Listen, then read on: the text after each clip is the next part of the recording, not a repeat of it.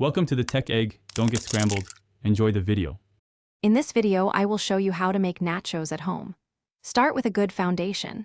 Select sturdy, restaurant-style tortilla chips that can hold up to all your delicious toppings. Arrange about 6 ounces of chips in a single, even layer on a baking sheet. This ensures every chip gets perfectly toasted and covered with cheese. A good base is key to preventing soggy nachos, so don't overcrowd the pan. Now for the star, the cheese. Grating your own cheese is crucial for a superior melt and richer flavor compared to pre-shredded options. I recommend a blend of 2 or 3 cheeses, like sharp cheddar and Monterey Jack. Sprinkle about 8 ounces of your chosen cheese, blend evenly over the chips, ensuring every chip gets a generous coating.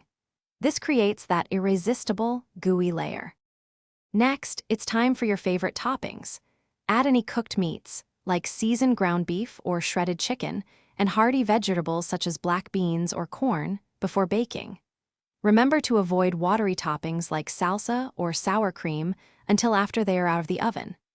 Bake your nachos at 375 degrees Fahrenheit for about 8 to 10 minutes, or until the cheese is bubbly and golden. Once your nachos are out of the oven, it's time for the grand finale. Immediately add fresh, cool toppings like chopped cilantro, diced tomatoes, or sliced jalapenos. A generous dollop of sour cream or a scoop of creamy guacamole adds a perfect contrast. Serve your incredible homemade nachos right away to enjoy them at their absolute best, while the cheese is still warm and gooey. Thanks for watching. Consider subscribing if I helped unscramble your problems.